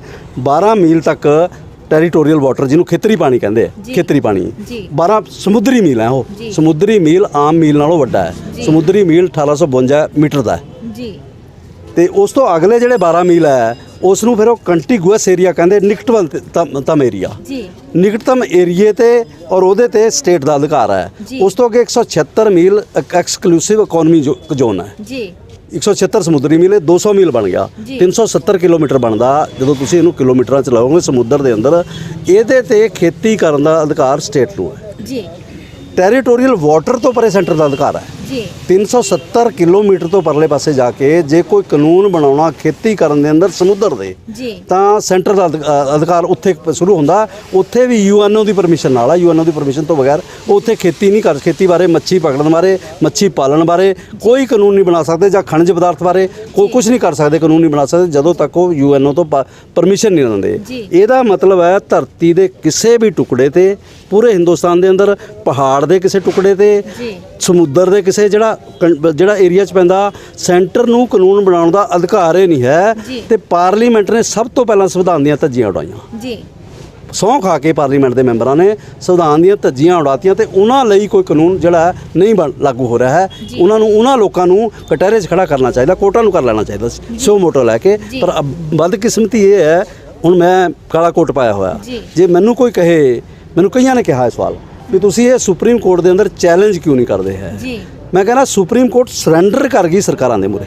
ਜੀ ਸੁਪਰੀਮ ਕੋਰਟ ਤੋਂ ਇਹ ਤਵੱਕੋ ਨਹੀਂ ਕੀਤੀ ਜਾ ਸਕਦੀ ਕਿ ਸੁਪਰੀਮ ਕੋਰਟ ਉਹਨਾਂ ਸਰਕਾਰਾਂ ਨੂੰ ਪਾਠ ਪੜ੍ਹਾਊਗੀ ਜਿਨ੍ਹਾਂ ਨੇ ਹਿੰਦੁਸਤਾਨ ਦੇ ਸੰਵਿਧਾਨ ਦੀਆਂ ਨੂੰ ਲੀਰੋ ਲੀਰ ਕੀਤਾ ਹੈ। ਜੀ ਸਟੇਟ ਦੇ ਅਧਿਕਾਰ ਦੀ ਮਤਲਬ ਕਰਕੇ ਉਹਨਾਂ ਨੇ ਸਾਰੀ, ਇੱਕ ਤਾਂ ਹੁੰਦਾ ਅਨਕਰੋਚ ਕਰਨਾ, ਅਨਕਰੋਚ ਨਹੀਂ ਕੀਤਾ, ਬਲਡੋਜ਼ ਕੀਤਾ। ਜੀ ਉਹਦੇ ਅੰਦਰ ਮਤਲਬ ਜਿਵੇਂ ਹੁੰਦਾ ਨਾ ਬਲਡੋਜ਼ਰ ਫੇਰਨਾ ਕਿਸੇ ਗੱਲ ਤੇ, ਸਟੇਟ ਦੀ ਸਾਰੇ ਅਧਿਕਾਰਾਂ ਦੇ ਅੰਦਰ ਬਲਡੋਜ਼ਰ ਫੇਰ ਕੇ ਇਹ ਤਿੰਨੇ ਖੇਤੀ ਦੇ ਕਾਨੂੰਨ ਬਣਾਏ ਗਏ ਹੈ। ਜੀ ਤੇ ਜਿਹੜੇ ਖੇਤੀ ਦੇ ਕਾਨੂੰਨ ਬਣੇ ਹੈ, ਇਹ ਮਤਲਬ ਇਹ ਕਾਨੂੰਨ ਤੁਸੀਂ ਇੱਕ ਤੋਂ ਲੈ ਕੇ, ਜਦੋਂ ਮੈਂ ਇਹਨਾਂ ਨੂੰ ਪੜ੍ਹ ਰਿਹਾ ਸੀ, ਮੈਂ ਇਹ ਕਾਨੂੰਨ 9 ਵਾਰੀ ਪੜ੍ਹੇ। ਜੀ ਪੜ੍ਹੇ ਵੀ ਮੈਂ ਕਿਸ ਤਰ੍ਹਾਂ ਹੈ, ਮੈਂ ਇੱਥੇ ਰਾਸ਼ਟਰਪਤੀ ਦੇ ਆਰਡੀਨੈਂਸ ਰੱਖ ਲਏ, ਇੱਥੇ ਮੈਂ ਮਤਲਬ ਜਿਹੜੇ ਹੈ ਉਹ ਜਿਹੜੇ ਐਕਟ ਬਣੇ ਹੈ ਉਹ ਰੱਖ ਲਏ, ਇੱਥੇ ਮੈਂ 5 ਡਿਕਸ਼ਨਰੀਆਂ ਰੱਖੀਆਂ, ਇੱਥੇ ਮੈਂ ਭਾਰਤ ਦਾ ਸੰਵਿਧਾਨ ਰੱਖਿਆ। ਫਿਰ ਮੈਂ ਆਪਣਾ ਸਟੈਨੋ ਬਿਠਾਇਆ ਸਰਚ ਲਾਉਣ ਦੇ ਲਈ ਵੀ ਸਰਚ ਲਾਈ ਜਾ ਖੇਤੀ ਤੇ ਜਿਹੜੀ ਹੋਈ ਹੈ। ਮਤਲਬ ਇਸ ਤਰ੍ਹਾਂ ਲੱਗਦਾ ਹੈ, ਤੁਸੀਂ ਕਈ ਵਾਰੀ ਜਦੋਂ ਤੁਹਾਨੂੰ ਅਖਬਾਰ ਚੱਕਦੇ ਹੋ ਸਵੇਰੇ, ਖਬਰ ਲੱਗੀ ਹੁੰਦੀ ਹੈ ਵੀ 4 ਸਾਲ ਦੀ ਬੱਚੀ ਨਾਲ ਬਲਾਤਕਾਰ ਹੋ ਗਿਆ, ਤੁਸੀਂ ਝੰਜੋੜੇ ਜਾਂਦੇ ਹੋ, ਇੱਕ ਵਾਰੀ ਕੰਬਦਾ ਥੋੜਾ। ਮੈਨੂੰ ਇਹ ਕਾਨੂੰਨ ਪੜ੍ਹਦੇ ਹੋਏ ਐਸੀਆਂ ਮੱਦਾਂ ਆਈਆਂ ਜਿਨ੍ਹਾਂ 'ਚ ਮੈਂ ਝੰਜੋੜਿਆ ਗਿਆ। ਇਹ ਮਨੁੱਖਤਾ ਨਾਲ ਬਲਾਤਕਾਰ ਕੀਤਾ ਗਿਆ ਉਹਨਾਂ ਨੇ ਇਹਨਾਂ ਕਾਨੂੰਨਾਂ ਦੇ ਤਹਿਤ। ਜਦੋਂ ਤੁਸੀਂ ਇਹਨਾਂ ਨੂੰ ਮਾਈਨਿਊਟਲੀ ਪੜ੍ਹਦੇ ਹੋ, ਮਤਲਬ ਐਸੀਆਂ ਮੱਦਾਂ ਜਿਹੜੀਆਂ ਪੂਰੀ ਹਿਊਮੈਨਿਟੀ ਨਾਲ ਇਹਨਾਂ ਨੇ ਬਲਾਤਕਾਰ ਕੀਤਾ, ਉਹਨਾਂ ਮੱਦਾਂ ਦੇ ਤਹਿਤ। ਮਾਫ ਕਰਿਓ, ਤੁਹਾਡੀ ਗੱਲ ਵਿੱਚ ਕੱਟ ਰਹੀ ਹੈ। ਤੁਹਾਡੇ ਕਹਿਣ ਤੋਂ ਭਾਵ ਇਹ ਹੈ ਜਿੱਥੇ ਕਈ ਆਰਐਸਐਸ ਦੇ ਨੁਮਾਇੰਦੇ ਔਰ ਸਾਡੇ ਪ੍ਰਧਾਨ ਮੰਤਰੀ ਨਰਿੰਦਰ ਮੋਦੀ ਜੀ ਕਹਿੰਦੇ ਨੇ, ਵਾਰ-ਵਾਰ ਅਨਾਉਂਸ ਕਰਦੇ ਨੇ ਕਿ ਕਿਸਾਨਾਂ ਦੇ ਹੱਕ ਵਿੱਚ ਹੈ, ਕਿਉਂਕਿ ਆਲਰੇਡੀ ਇਹ ਜਿੰਨੇ ਵੀ ਫਾਰਮ ਬਣੇ ਹੋਣਗੇ ਇੰਗਲਿਸ਼ 'ਚ ਬਣੇ ਹੋਣਗੇ ਔਰ ਉਹਦੀ ਜਿਹੜੀ ਭਾਸ਼ਾ ਹੋਏਗੀ ਉਹ ਕਾਨੂੰਨੀ ਹੋਏਗੀ, ਜੋ ਸਾਡੇ ਕਿਸਾਨ ਵੀਰਾਂ ਨੂੰ ਸਮਝ ਨਹੀਂ ਆਉਂਦੀ ਹੋਏਗੀ। ਤੇ ਨੀਅਰ ਅਬਾਊਟ 15-20 ਪੇਜ ਹੋਣਗੇ ਜਿਹਦੇ ਵਿੱਚ ਕਿਸਾਨਾਂ ਨੇ ਸਿਰਫ ਸਾਈਨ ਹੀ ਕਰਨੇ ਹੋਣਗੇ। ਤੇ ਬਟ ਤੁਸੀਂ ਇਹ ਸਾਰੀ ਭਾਸ਼ਾ ਪੜ੍ਹੀ, ਤੁਸੀਂ ਉਸ ਦੇ ਉੱਤੇ ਸਰਚ ਵੀ ਕੀਤਾ, ਤੇ ਜਰਾ ਅੱਜ ਖੁੱਲ੍ਹ ਕੇ ਇਹ ਵੀ ਦੱਸ ਦਿਓ ਕਿ ਕਿਸਾਨ ਮਾਰੂ ਬਿੱਲਾਂ ਦੇ ਵਿੱਚ ਸਭ ਤੋਂ ਖਤਰਨਾਕ ਲਾਈਨਾਂ ਉਹਨਾਂ ਨੇ ਕੀ ਪਾਈਆਂ ਹੋਈਆਂ। ਸਭ ਤੋਂ ਖਤਰਨਾਕ ਲਾਈਨ ਜਿਹੜੀ ਇਹਦੇ 'ਚ ਮੈਨੂੰ ਮਿਲਿਆ, ਬਾਕੀ ਤਾਂ ਜਿਹੜੀ ਹੈ ਜਿਹਨੂੰ ਮੈਂ ਕਹਿ ਸਕਦਾ ਹਾਂ ਵੀ ਉਹ ਮੈਂ ਇਹਦੇ ਤੇ ਲਿਖੀ ਹੈ, ਇੱਕ ਬੁੱਕ ਮੈਂ ਤੁਹਾਨੂੰ ਦਊਂਗਾ ਕਿਤਾਬਚਾ, ਮੈਂ ਇਹਦੇ ਤੇ 35-36 ਪੇਜ ਦਾ ਇੱਕ ਕਿਤਾਬਚਾ ਹੈ, ਜਿਹਦੇ 'ਚ ਜਦੋਂ ਨਾਂ ਰੱਖਣ ਦਾ ਸਵਾਲ ਸੀ, ਉਹਦਾ ਨਾਂ ਰੱਖਣ ਦਾ ਕਾਲੇ ਕਾਨੂੰਨ ਕਹੀ ਜਾਂਦੇ ਆ ਸਾਰੇ। ਤੇ ਮੈਨੂੰ ਕਾਲੇ ਕਾਨੂੰਨ ਫਿੱਟ ਨਹੀਂ ਸੀ ਬੈਠਦਾ। ਕਾਲਾ ਮੇਰੇ ਕੋਟ ਦਾ ਰੰਗ ਕਾਲਾ ਹੈ, ਠੀਕ ਹੈ, ਕਾਲੇ ਰੰਗ ਦੀ ਆਪਣੀ ਇੱਕ ਖੂਬਸੂਰਤੀ ਵੀ ਹੈ। ਇਹ ਕਾਨੂੰਨ ਇੰਨੇ ਬਦਸੂਰਤ ਹੈ ਵੀ ਕਾਲਾ ਲਫ਼ਜ਼ ਇਹਨਾਂ ਲਈ ਛੋਟਾ ਹੈ। ਮੈਂ ਇਹਨਾਂ ਨਾਲ ਦਾ ਨਾਂ ਰੱਖਿਆ ਮਨੁੱਖ ਦਾ ਰੋਟੀ ਨਾਲੋਂ ਰਿਸ਼ਤਾ ਤੋੜਨ ਵਾਲੇ 3 ਖੇਤੀ ਕਾਨੂੰਨ। ਉਸ ਨੇ ਜਿਹੜਾ ਸਭ ਤੋਂ ਮਤਲਬ ਉਹਦੀ ਮੱਦ ਮੈਨੂੰ ਖਤਰਨਾਕ ਲੱਗੀ, ਸਭ ਤੋਂ ਵੱਧ ਸਾਰੀਆਂ ਇੱਕ ਕਰਕੇ ਖਤਰਨਾਕ ਹੈ, ਜਿਨ੍ਹਾਂ ਨੇ ਜ਼ਮੀਨ ਹਥਿਆ ਲੈਣੀ ਹੈ ਕੱਲੀ ਕਰਕੇ। ਬਿਲ ਗੇਟ ਜਦੋਂ ਅਮਰੀਕਾ 'ਚ ਲਾਗੂ ਹੋਏ ਸੀ ਕਾਨੂੰਨ, ਇਹੀ ਕਾਨੂੰਨ ਖੇਤੀ ਕਾਨੂੰਨ, ਤਾਂ ਕਿਸਾਨ ਦੀ ਗਿਣਤੀ ਉੱਥੇ 56% ਸੀ ਆਬਾਦੀ ਦਾ, ਉੱਥੇ 2% ਰਹਿ ਗਈ ਹੈ। ਤੇ ਅਮਰੀਕਾ ਦਾ ਸਭ ਤੋਂ ਵੱਡਾ ਕਿਸਾਨ ਬਿਲ ਗੇਟਸ ਹੈ। ਇੱਥੇ ਦੇ ਸਭ ਤੋਂ ਵੱਡੇ ਕਿਸਾਨ ਜਿਹੜੇ ਹੈ ਅਦਾਨੀ ਔਰ ਅੰਬਾਨੀ ਹੋਣਗੇ, ਲੋਕ ਨਹੀਂ ਹੋਣਗੇ। ਲੋਕਾਂ ਕੋਲ ਜ਼ਮੀਨਾਂ ਨਹੀਂ ਹੋਣਗੀਆਂ, ਉਹਨਾਂ ਕੋਲੇ ਜ਼ਮੀਨਾਂ ਹੋਣਗੀਆਂ ਉਹਨਾਂ ਕਾਨੂੰਨਾਂ ਕੋਲੇ। ਇਹਦੀ ਸਭ ਤੋਂ ਖਤਰਨਾਕ ਮੱਦ ਕੀ ਹੈ, ਇਹਦੇ ਅੰਦਰ ਉਹਨਾਂ ਨੇ ਜਿਹੜਾ ਐਕਸਪਲੇਨ ਕੀਤਾ ਹੈ, ਕਾਨੂੰਨ ਬਣਾਇਆ ਉਹਨਾਂ ਨੇ ਫੂਡ ਸਟੱਫ ਦੇ ਨਾਂ ਤੇ। ਫੂਡ ਸਟੱਫ ਕੰਕਰੈਂਟ ਲਿਸਟ 'ਚ ਆਉਂਦਾ, ਜਿਹੜੀ ਸਮਵਰਤੀ ਸਾਂਝੀ ਸੂਚੀ ਹੈ, ਉਹਦੇ ਤੇ ਕਾਨੂੰਨ ਬਣਾਇਆ। ਉਹਦੇ ਅੰਦਰ ਉਹਨਾਂ ਨੇ ਮਤਲਬ ਪਹਿਲੇ ਐਕਟ ਦੇ ਅੰਦਰ 3 ਇਹ ਜਿਹੜੇ ਅਮੈਂਡ ਕੀਤੇ ਆ। ਇੱਕ ਉਹਨਾਂ ਨੇ ਐਗਰੀਮੈਂਟ ਦਾ ਕਾਨੂੰਨ ਹੈ ਜੀ, ਜਿਹਨੂੰ ਕਹਿੰਦੇ ਐਮਪਾਵਰਮੈਂਟ ਕਰਨੀ ਹੈ ਕਿਸਾਨ ਦੀ, ਮਤਲਬ ਤੇ ਨਾਲ ਹੀ ਉਹਦੀ ਪ੍ਰੋਟੈਕਸ਼ਨ ਕਰਨੀ ਹੈ ਤੇ ਉਹ ਐਗਰੀਮੈਂਟ ਕਰਨਾ ਪ੍ਰਾਈਸ ਅਸ਼ੋਰੈਂਸ ਤੇ ਖੇਤੀ ਤੇ ਐਗਰੀਮੈਂਟ ਕਰਨਾ, ਸਰਵਿਸਿਜ਼ ਫਾਰਮ ਦੀਆਂ ਜਿਹੜੀਆਂ ਦੇਣੀਆਂ। ਦੂਜਾ ਕਾਨੂੰਨ ਹੈ ਇਹਦਾ ਜਿਹੜਾ ਮੰਡੀ ਦਾ ਕਾਨੂੰਨ ਹੈ ਜੀ, ਉਹਦੀ ਮਤਲਬ ਟ੍ਰੇਡ ਐਂਡ ਕਮਰਸ ਜਿਹਨੂੰ ਉਹਨਾਂ ਨੇ ਕਿਹਾ ਕਾਨੂੰਨ। ਤੀਜਾ ਕਾਨੂੰਨ ਹੈ ਅਸੈਂਸ਼ੀਅਲ ਕਮੋਡਿਟੀ ਐਕਟ, ਨਵਾਂ ਨਹੀਂ ਬਣਿਆ, ਉਹ 1955 ਚ ਬਣਿਆ ਸੀ, ਉਹਦੀ ਸੋਧ ਕੀਤੀ ਹੈ ਉਸ ਐਕਟ ਦੀ, 1955 ਦੇ ਐਕਟ ਦੀ। ਜਿਹੜਾ ਸਭ ਤੋਂ ਖਤਰਨਾਕ ਮੈਨੂੰ ਲੱਗਿਆ ਜੋ ਲੱਗਿਆ, ਪਹਿਲਾਂ ਉਹਨਾਂ ਨੇ ਫੂਡ ਸਟੱਫ ਨੂੰ ਜਿਹੜਾ ਖਾਦ ਪਦਾਰਥ ਹੈ ਉਹਨੂੰ ਐਕਸਪਲੇਨ ਕੀਤਾ, ਡਿਫਾਈਨ ਕੀਤਾ, ਪਰਿਭਾਸ਼ਿਤ ਕੀਤੀ ਹੈ ਉਹਦੀ ਵੀ ਫੂਡ ਸਟੱਫ ਕੀ ਹੈ। ਫੂਡ ਸਟੱਫ 'ਚ ਉਹਨਾਂ ਨੇ ਲੈ ਲਿਆ ਸਾਰੇ ਅਨਾਜ, ਸਾਰੇ ਅਨਾਜ 'ਚ ਉਹਨਾਂ ਨੇ ਚਾਵਲ ਤੇ ਕਣਕ ਦਾ ਕਿਹਾ ਤੇ ਬਾਕੀ ਉਹਨਾਂ ਨੇ ਕਹਿਤਾ ਕੋਰਸ ਗ੍ਰੇਨਸ। ਕੋਰਸ ਗ੍ਰੇਨਸ ਹੁੰਦਾ ਦਾਣੇਦਾਰ ਅਨਾਜ। ਦਾਣੇਦਾਰ ਅਨਾਜ ਦੇ ਅੰਦਰ ਕੁਛ ਵੀ ਨਹੀਂ ਬਚਦਾ ਤੁਹਾਡਾ, ਸਾਰੇ ਹੀ ਦਾਣੇਦਾਰ, ਚਾਹੇ ਤੁਹਾਡੀ ਜੌਂ ਹੈ, ਚਾਹੇ ਬਾਜਰਾ, ਚਾਹੇ ਜਵਾਰ ਹੈ, ਚਾਹੇ ਮੱਕੀ ਹੈ, ਕੰਗਣੀ ਹੈ, ਕੋਧਰਾ ਹੈ, ਕੁਟਕੀ ਹੈ, ਸਵਾਂਕ ਹੈ, ਬਰੀਕ ਅਨਾਜ ਜਿਹੜੇ ਸਾਊਥ ਵਾਲੇ ਪੈਦਾ ਕਰਦੇ ਉਹ ਸਾਰੇ ਹੀ ਆ ਗਏ। ਫਿਰ ਉਹਨਾਂ ਨੇ ਕਹਿਤਾ ਸੀਰੀਅਲਸ, ਪਲਸਿਸ, ਸੀਰੀਅਲ ਤੋਂ ਬਾਅਦ ਪਲਸਿਸ ਦਾਲਾਂ, ਜਿਹਦੇ ਅੰਦਰ ਸਾਰੀਆਂ ਦਾਲਾਂ ਆ ਗਈਆਂ ਟੋਟਲ ਵੱਡੇ ਤੋਂ। ਦਾਲਾਂ ਤੋਂ ਬਾਅਦ ਉਹਨਾਂ ਨੇ ਫਿਰ ਕਹਿਤਾ ਸਪਾਈਸਿਸ, ਮਸਾਲੇ ਜਿਹੜੇ ਸਾਡੇ ਸਾਊਥ ਵਾਲੇ ਪੈਦਾ ਕਰਦੇ ਆ, ਕਾਲੀ ਮਿਰਚ ਹੈ, ਲੌਂਗ ਹੈ, ਇਲਾਚੀ ਹੈ, ਜੀਰਾ ਹੈ, ਉਹ ਸਾਰਾ ਕੁਝ ਹੀ ਜਿਹੜਾ ਲੈ ਲਿਆ ਉਹਨਾਂ ਨੇ। ਉਸ ਤੋਂ ਬਾਅਦ ਉਹਨਾਂ ਨੇ ਲਿਆ ਫਿਰ ਸਪਾਈਸਿਸ ਤੋਂ ਬਾਅਦ ਜਿਹੜਾ ਵੈਜੀਟੇਬਲਸ ਤੇ ਫਰੂਟਸ, ਸਬਜ਼ੀਆਂ ਤੇ ਫਰੂਟ। ਫਿਰ ਉਹਨਾਂ ਨੇ ਲੈ ਲਿਆ ਸਾਰੇ ਹੀ ਆ ਗਏ ਸਬਜ਼ੀਆਂ ਫਰੂਟ। ਫਿਰ ਉਹਨਾਂ ਨੇ ਲੈ ਲਿਆ ਆਇਲ ਤੇ ਆਇਲ ਸੀਡਸ, ਤੇਲ ਤੇ ਤੇਲ ਬੀਜ, ਸਾਰੇ ਜਿਹੜੇ ਉਹਦੇ ਥੋੜੀ ਸਾਰੀ ਜਿੰਨੀ ਵੀ ਹੈ, ਥੋੜੀ ਸਰੋਂ ਹੈ, ਥੋੜੀ ਬਾਕੀ ਤੇਲ ਵਾਲੀ ਸਾਰੀਆਂ ਫਸਲਾਂ, ਥੋੜੇ ਬੜੇਵੇਂ ਹੈ, ਕਾਟਨ ਵੀ ਲੈ ਲਿਆ, ਕਾਟਨ ਸੀਡਸ ਵੀ ਲੈ ਲਿਆ। ਉਸ ਤੋਂ ਬਾਅਦ ਉਹਨਾਂ ਨੇ ਮਤਲਬ ਜਿਹੜੀ 5 ਚੀਜ਼ਾਂ ਲਈਆਂ, ਪੋਲਟਰੀ, ਪਿਗਰੀ, ਫਿਸ਼ਰੀ, ਗੋਟਰੀ ਤੇ ਪੰਜਵੀਂ ਉਹਨਾਂ ਨੇ ਲਈ ਆ। 5 ਇਹ ਲੈ ਕੇ ਮਤਲਬ ਇਹਨਾਂ ਤੇ ਕਾਨੂੰਨ ਬਣਾਤਾ ਜੀ, 5 ਤੇ ਇਹ ਸਾਰੇ ਲੈ ਕੇ ਇਹਨਾਂ ਤੇ ਕਾਨੂੰਨ ਬਣਾ ਕੇ ਇਹਨਾਂ ਨੂੰ ਕਹਿਤਾ ਜਿਹੜੀ ਸਭ ਤੋਂ ਅੱਜ ਤੱਕ ਜਿਹੜਾ ਮਨੁੱਖ ਦਾ ਇਤਿਹਾਸ ਹੈ ਅੱਜ ਤੱਕ ਸਭ ਤੋਂ ਮਾੜੀ ਗੱਲ ਇਹ ਕੀਤੀ ਹੈ ਵੀ ਕਿ ਜ਼ਰੂਰੀ ਚੀਜ਼ਾਂ ਨਹੀਂ। ਜੇ ਮਤਲਬ ਖਾਦ ਪਦਾਰਥ ਇਹ ਚੀਜ਼ਾਂ ਜ਼ਰੂਰੀ ਨਹੀਂ ਤਾਂ ਜ਼ਿੰਦਗੀ 'ਚ ਹੋਰ ਕਿਹੜੀ ਚੀਜ਼ ਹੈ ਜਿਹੜੀ ਇਸ ਤੋਂ ਜ਼ਰੂਰੀ ਹੋ ਸਕਦੀ ਹੈ, ਜਿਸ ਤੋਂ ਬਗੈਰ ਬੰਦਾ ਜਿੰਦਾ ਨਹੀਂ ਰਹਿ ਸਕਦਾ। ਉਹਨੂੰ ਉਹਨਾਂ ਨੇ ਕਹਿਤਾ ਵੀ ਜ਼ਰੂਰੀ ਚੀਜ਼ ਨਹੀਂ ਹੈ, ਜ਼ਰੂਰੀ ਚੀਜ਼ ਨਹੀਂ। ਬੰਦਾ ਜਿੱਦਣ ਦਾ ਪੈਦਾ ਹੋਇਆ ਮਨੁੱਖ, ਉਹਦੇ ਬਾਰੇ ਡਿਫਰੈਂਟ ਰਹਿਣਾ। ਕੋਈ ਕਹਿ ਸਕਦਾ ਵੀ ਰੱਬ ਨੇ ਭੇਜਿਆ ਸੀ ਬੰਦੇ ਨੂੰ, ਕੋਈ ਕਹਿ ਸਕਦਾ ਹੈ ਵੀ ਇਹ ਉਹਦੇ ਤੋਂ ਬਣਿਆ, ਮਤਲਬ ਬਾਂਦਰ ਤੋਂ ਬਣਿਆ ਮਨੁੱਖ। ਇਹ ਵੱਖਰੀ ਰਹਿਣਾ, ਮੈਂ ਉਹਦੀ ਡਿਟੇਲ 'ਚ ਨਹੀਂ ਜਾਵਾਂਗਾ। ਇੱਕ ਗੱਲ ਨਿਸ਼ਚਿਤ ਹੈ ਵੀ ਜਿੱਦਣ ਦਾ ਮਨੁੱਖ ਪੈਦਾ ਹੋਇਆ ਉਹਨੂੰ ਕੁਛ ਵੀ ਨਾ ਹੋਵੇ, ਖਾਣ ਲਈ ਕੁਛ ਨਾ ਕੁਛ ਚਾਹੀਦਾ ਸੀ ਜੀ। ਉਹ ਤੋਂ ਬਗੈਰ ਚਾਹੇ ਉਹ ਜੰਗਲ 'ਚ ਕੰਦਮੂਲ ਸੀ, ਖਾ ਕੇ ਗੁਜ਼ਾਰਾ ਕਰ ਲੈਂਦਾ ਸੀ, ਫਰੂਟ ਜਿਹੜੇ ਮਿਲਦੇ ਸੀ ਖਾ ਕੇ ਗੁਜ਼ਾਰਾ ਕਰ ਲੈਂਦਾ ਸੀ, ਜੜ੍ਹਾਂ ਖਾ ਕੇ ਗੁਜ਼ਾਰਾ ਕਰ ਲੈਂਦਾ ਸੀ। ਮਤਲਬ ਉਹਨੂੰ ਖਾਣ ਤੋਂ ਬਗੈਰ ਬੰਦਾ ਜਿੰਦਾ ਨਹੀਂ ਰਹਿ ਸਕਦਾ, ਕੱਪੜੇ ਤੋਂ ਬਗੈਰ ਨੰਗਾ ਫਿਰਦਾ ਰਿਹਾ। ਅੱਜ ਵੀ ਤੁਸੀਂ ਜਾਓਗੇ ਬੜੇ ਹਿੰਦੁਸਤਾਨ ਦੇ ਏਰੀਏ ਹੈਗੇ ਹੈ ਜਿੱਥੇ ਹਾਲੇ ਵੀ ਲੋਕ ਨੰਗੇ, ਕਬਾਇਲੀ ਏਰੀਏ ਐਸੇ ਹੈਗੇ ਹੈ ਜਿੱਥੇ ਹਾਲੇ ਕੱਪੜਾ ਨਹੀਂ ਹੈ, ਉਹਨਾਂ ਨੂੰ ਆਇਆ ਨਹੀਂ ਕੱਪੜਾ, ਉਹ ਉਹਨਾਂ ਲਈ ਕੱਪੜਾ ਪਹੁੰਚਿਆ ਨਹੀਂ ਹੈ ਉਸ ਥਾਂ 'ਤੇ, ਉਹ ਸੱਭਿਆ ਨਹੀਂ ਹੋਏ ਲੋਕ। ਕੱਪੜਾ ਲੇਟ 'ਤੇ ਆਇਆ, ਮਕਾਨ ਉਸ ਤੋਂ ਵੀ ਲੇਟ 'ਤੇ ਆਇਆ। ਖਾਣ ਤੋਂ ਬਗੈਰ ਬੰਦਾ ਜਿੰਦਾ ਨਹੀਂ ਰਹਿ ਸਕਦਾ। ਜਿਹੜੀ ਚੀਜ਼ ਤੋਂ ਬਗੈਰ ਬੰਦਾ ਜਿੰਦਾ ਨਹੀਂ ਰਹਿ ਸਕਦਾ ਉਹਨੂੰ ਕਹਤਾ ਜ਼ਰੂਰੀ ਚੀਜ਼ ਨਹੀਂ ਹੈ। ਫਿਰ ਜੇ ਜ਼ਰੂਰੀ ਚੀਜ਼ ਨਹੀਂ ਤਾਂ ਇਹਦੇ ਤੇ ਸਟਾਕ ਕੋਈ ਜਿੰਨਾ ਮਰਜ਼ੀ ਕਰ ਸਕਦਾ। ਉਹ ਸਟਾਕ ਦੀਆਂ ਕਿਹੜੀਆਂ ਜਿਨ੍ਹਾਂ ਹਾਲਤਾਂ 'ਚ ਸਟਾਕ ਉਹਨਾਂ ਨੇ ਕਿਹਾ ਵੀ ਸਟਾਕ ਨਹੀਂ ਕਰ ਸਕਦਾ, 4 ਹਾਲਤਾਂ ਹੈ ਸਟਾਕ ਦੀਆਂ ਜਿਨ੍ਹਾਂ 'ਚ ਸਟਾਕ ਨਹੀਂ ਕਰ ਸਕਦਾ। ਇੱਕ ਤਾਂ ਜੰਗ ਦੇ ਸਮੇਂ ਨਹੀਂ ਕਰ ਸਕਦਾ, ਵਾਰ ਉਹਨਾਂ ਨੇ ਕਿਹਾ। ਦੂਜਾ ਕਾਲ ਦੇ ਸਮੇਂ ਨਹੀਂ ਕਰ ਸਕਦਾ, ਫੈਮਨ। ਤੀਜਾ ਉਹਨਾਂ ਨੇ ਕਹਿਤਾ ਜੇ ਕੀਮਤਾਂ ਦੁੱਗਣੀਆਂ ਹੋ ਜਾਣ। ਚੌਥਾ ਉਹਨਾਂ ਨੇ ਕਹਿਤਾ natural calamity of grave nature, ਕੁਦਰਤੀ ਆਫਤ ਵੀ ਬਹੁਤ ਭਿਆਨਕ ਕਿਸਮ ਦੀ, ਨਾਰਮਲ ਕੁਦਰਤੀ ਆਫਤ ਨਹੀਂ ਵੀ 4 ਕਿਸਮਾਂ 'ਚ ਜਦੋਂ 4 ਹਾਲਤਾਂ ਪੈਦਾ ਹੋ ਜਾਣਗੀਆਂ ਉਦੋਂ ਸਰਕਾਰ ਸਟਾਕ ਨੂੰ ਰੈਗੂਲੇਟ ਕਰੂਗੀ, ਅਦਰਵਾਈਜ਼ ਸਟਾਕ ਜਿੰਨਾ ਮਰਜ਼ੀ ਕੋਈ ਕਰੇ। ਫਿਰ ਅਗਲੀ ਗੱਲ ਜਿਹੜੀ ਇਸ ਤੋਂ ਵੀ ਖਤਰਨਾਕ ਹੈ, ਜਿਹੜੀ ਮੈਂ ਪਹਿਲਾਂ ਕਹਿ ਕੇ ਹਟਿਆ ਵੀ ਐਂ ਲੱਗਦਾ ਜਿਵੇਂ ਬਲਾਤਕਾਰ ਕੀਤਾ ਹੋਵੇ ਮਾਨਵਤਾ ਨਾਲ ਉਹਨਾਂ ਨੇ, ਉਸ ਤੋਂ ਵੀ ਖਤਰਨਾਕ ਇਹ ਹੈ ਕਿ ਇਹਨਾਂ 4 ਹਾਲਤਾਂ ਦੇ ਅੰਦਰ ਵੀ ਜੇ ਕਿਸੇ ਕੋਲੇ ਸਟਾਕ ਹੋਲਡਰ ਕੋਲੇ ਜਿੰਨੀ ਉਹਦੀ ਸਟਾਕ ਕਰਨ ਦੀ ਕਪੈਸਿਟੀ ਹੈ, ਜੇ ਉਨਾ ਹੀ ਸਟਾਕ ਹੈ, ਉਹਦੇ ਤੇ ਕੋਈ ਕਾਨੂੰਨ ਉਹਨਾਂ ਹਾਲਤਾਂ 'ਚ ਵੀ ਲਾਗੂ ਨਹੀਂ ਹੋਊਗਾ। ਜਿਵੇਂ ਫਰਜ਼ ਕਰੋ ਅਦਾਨੀ ਨੇ 60 ਲੱਖ ਮੀਟ੍ਰਿਕ ਟਨ ਦਾ ਸਟੋਰ ਬਣਾ ਲਿਆ, ਸਿਲੋ ਬਣਾ ਲਏ।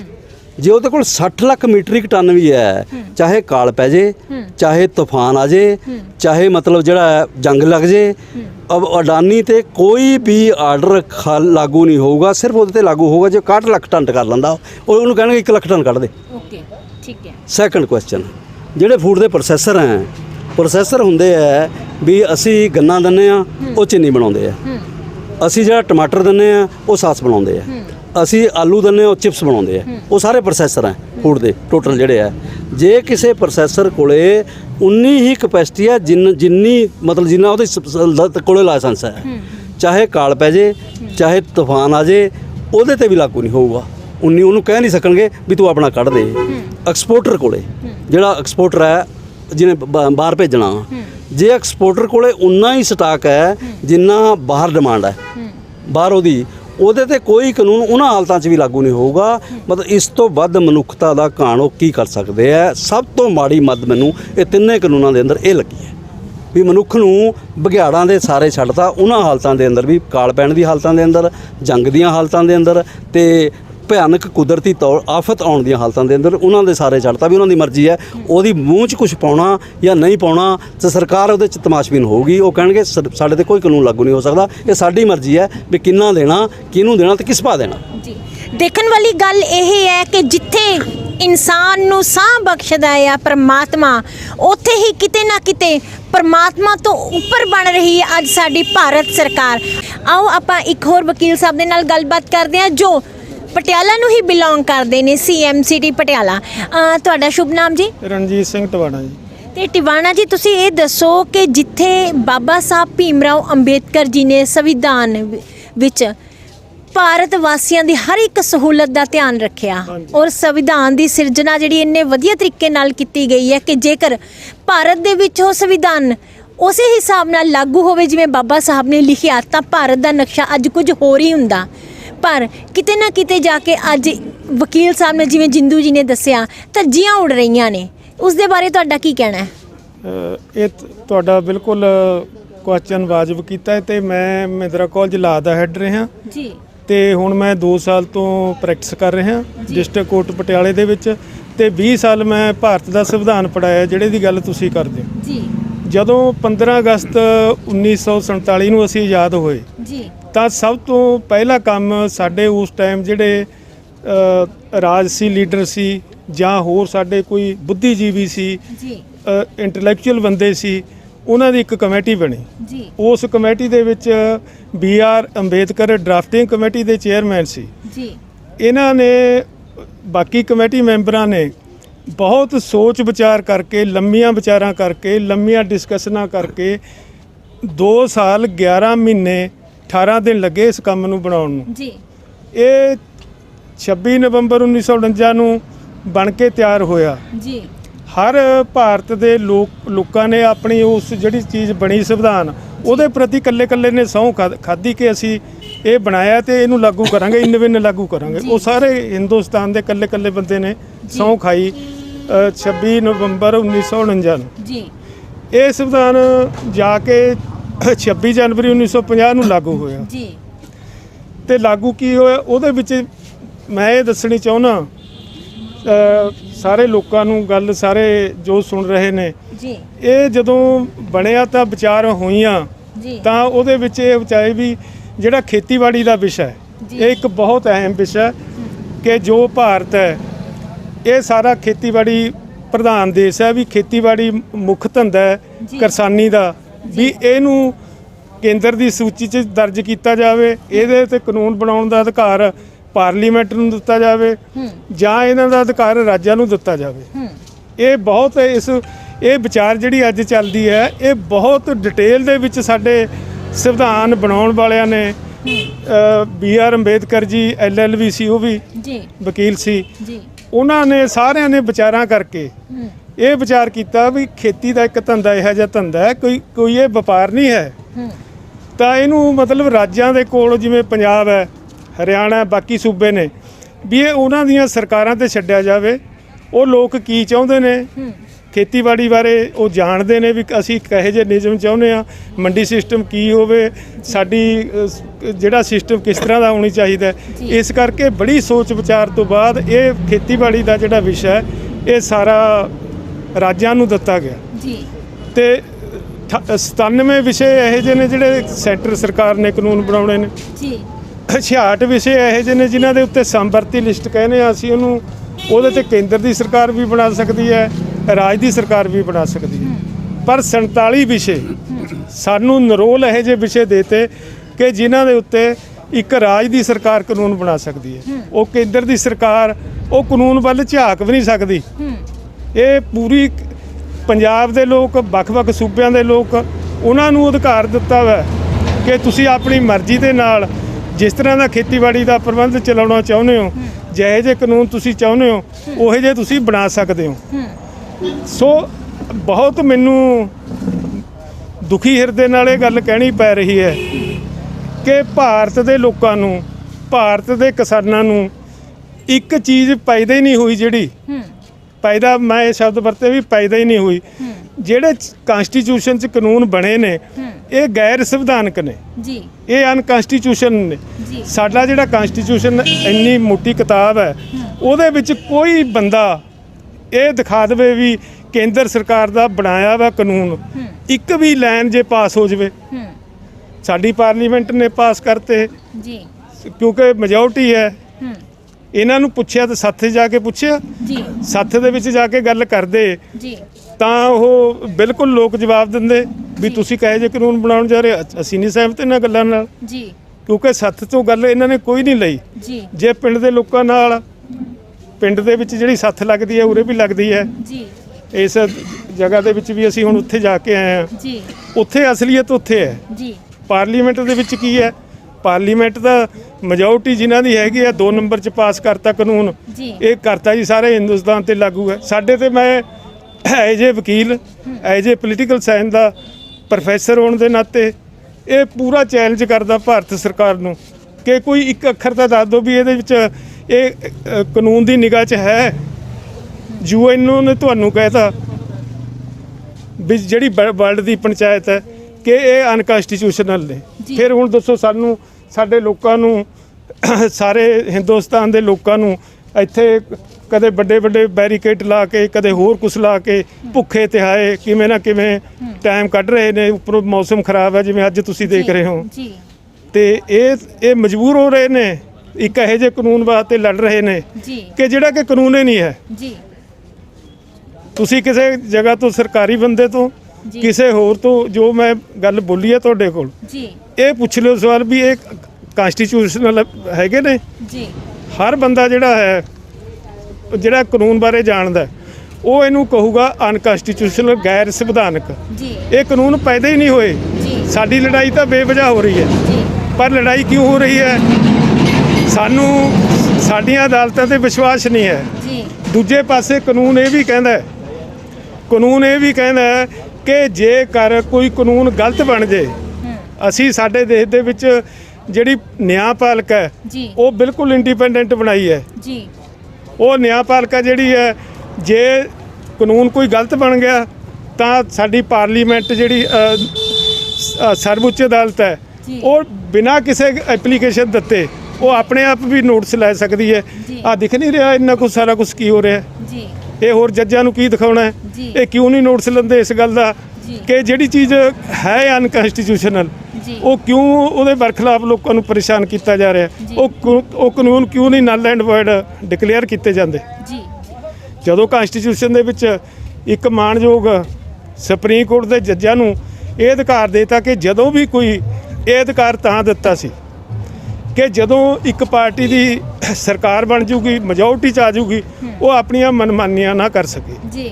ਅੱਜ ਮਨਮਾਨੀਆਂ ਹੋ ਰਹੀਆਂ ਨੇ। ਇੱਕ ਪਾਰਟੀ ਦੀ ਸਰਕਾਰ ਬਣ ਗਈ, ਘਰ ਦੀ ਪੰਚਾਇਤ ਬਣਾ ਲਈ, ਉੱਥੇ ਮਤਾ ਪਾ ਲਓ ਜਿਵੇਂ ਮਰਜ਼ੀ ਪਾ ਲਓ, ਪਰ ਮਤਾ ਉਹੀ ਮੰਨਿਆ ਜਾਊਗਾ ਨਾ ਜਿਹੜਾ ਕਾਨੂੰਨ ਇਜਾਜ਼ਤ ਦਊਗਾ।